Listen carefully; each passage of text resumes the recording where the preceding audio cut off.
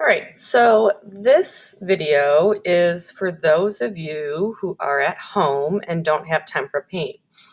So the preferred method to do this is with tempera paint or with acrylic paint. So if you have these little bottles of acrylic paint and you can get them, and it doesn't matter the brand, but you can get a red, a yellow, and blue, then you can follow along with all of the videos for the tempera paint.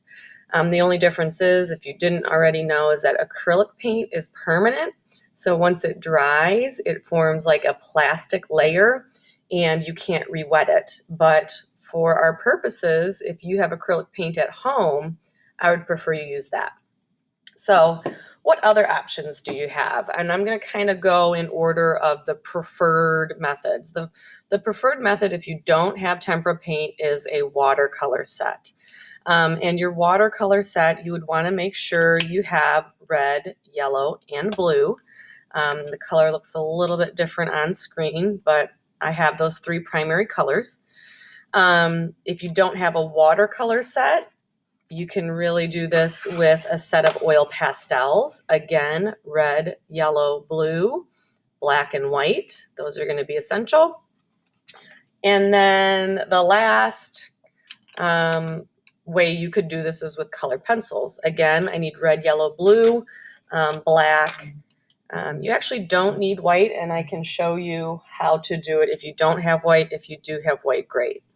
So on this assignment, you are first going to explore your paintbrushes. So if you have a set of watercolors, you might only have one paintbrush, and that's fine. So if you remember how we used watercolors before, we had to get them wet to wake them up. We got to wake them up by getting them wet.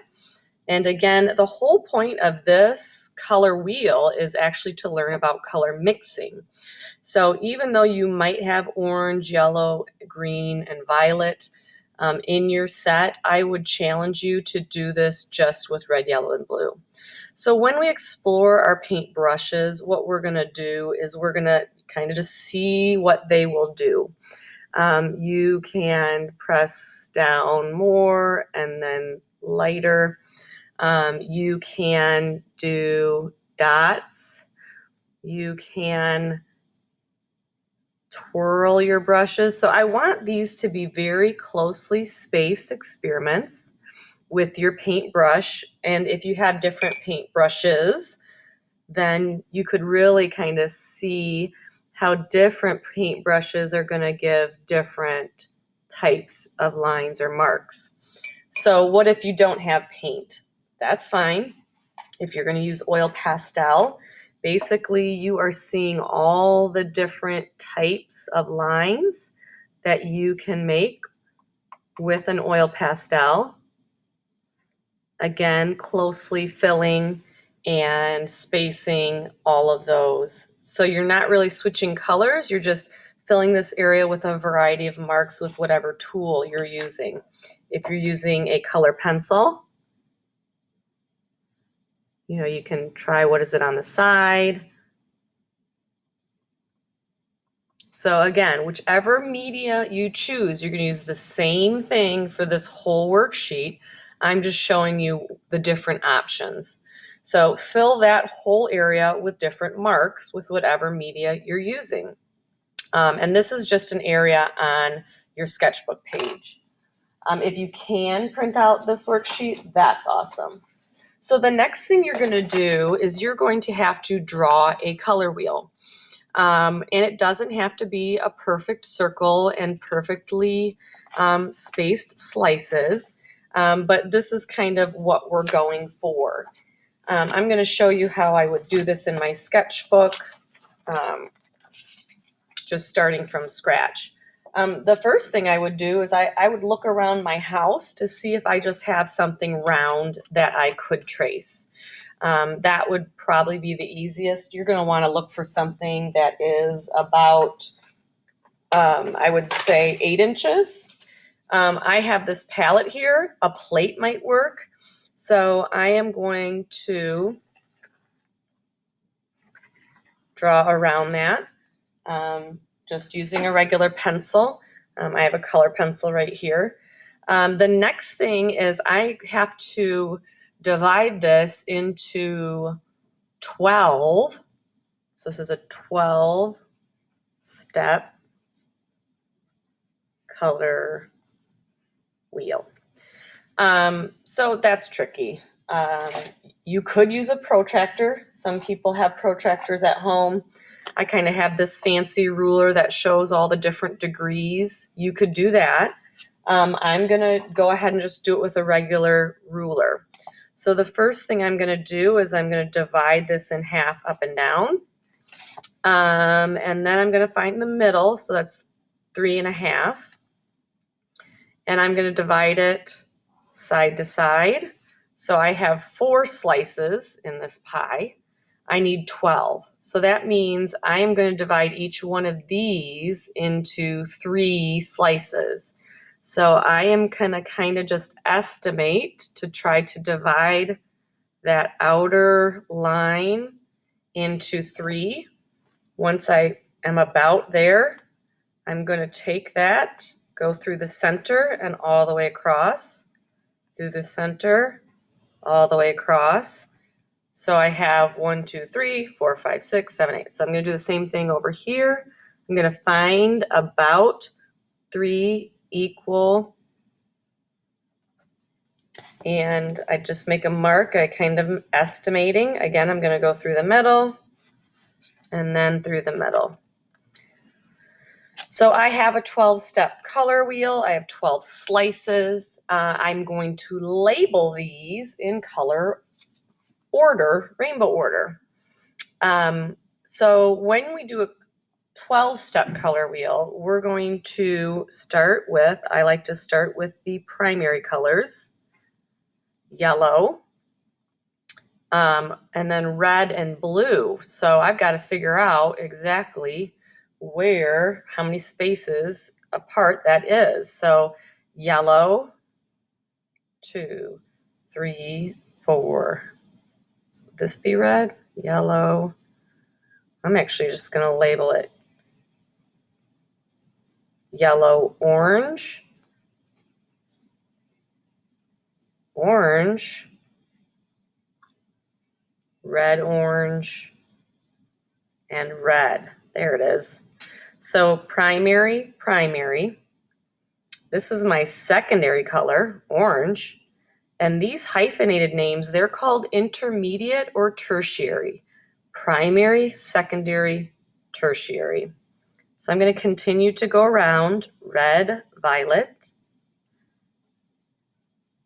violet, blue, violet, blue. There's my primary color. There's my secondary. Tertiary, I have 2 of them here, red, violet, and blue, violet. Blue, green, green, yellow, green. All right, so my goal will be to complete this color wheel in whatever media I have using only my primary colors. So like I said, if you can challenge yourself to use only primary colors, you're going to get the most out of this assignment. So obviously, yellow, I like to start with yellow, the lightest color on my color wheel, the lightest value. And if I'm doing it with watercolor, notice I am using a larger brush. If you have that available for the right size, I'm trying to stay inside that space. Now, the tricky thing with watercolor is I hope we know by now, is that if we paint a wet space next to another wet space, it will bleed into it. So I'm going to try to let that dry a little bit. And I'm going to show you over here how I mix up yellow, orange using red. So I'm going to take my yellow. I'm going to put it right over here. I'm going to actually get quite a bit of it, because I want this mixture to happen on my palette. I'm not trying to mix on my paper. I'm trying to mix on my palette first. And I'm going to take that yellow, I'm going to take just a little bit of red, mix it together, and I have a yellow-orange. Now, how do you know if it's the right color or hue? That's the tricky part. This is the part that you kind of have to use your judgment as an artist. Well, what can you do to reference? You can pull up an image of a color wheel on the internet. I have these in my classroom. I use this to kind of help guide me. There's a yellow-orange. I kind of compare it. The other thing I can think about is as I paint it right next to it, is it noticeably different, a different color? So now most people might think I just take yellow and I take orange from my set of watercolors. I mix them together and I have a yellow-orange, and that is accurate. But again, for this assignment, we're challenging ourselves to mix using just the primary colors. So how do I do that if I have oil pastels? Well, if I have oil pastels, I take my lighter color first, which is yellow, and then I'm going to take my red, and that kind of overpowers it. And then I'm going to add a lot more layers of the yellow. And as I add my layers of the yellow, hopefully I'm able to get that really nice light yellow-orange I'm looking for.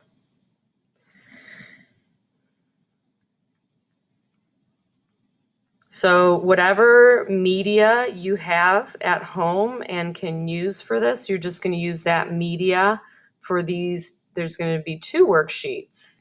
So the whole thing would be done in an oil pastel, or the whole thing would be done with watercolor. Okay, how do I do this with color pencil? With color pencil, I'm going to first put a layer of my light value down. I'm going to use that light layering technique.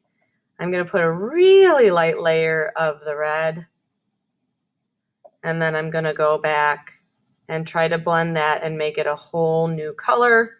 That whole new color is going to be yellow-orange. All right, so then I'm going to go to orange. If I am mixing orange, I'm trying to get about equal amounts of yellow and red. So I have a little bit of that yellow-orange left. I'm going to take a little bit of the red, and I'm going to mix it in. I'm kind of going for that traditional orange like you would find in a marker set.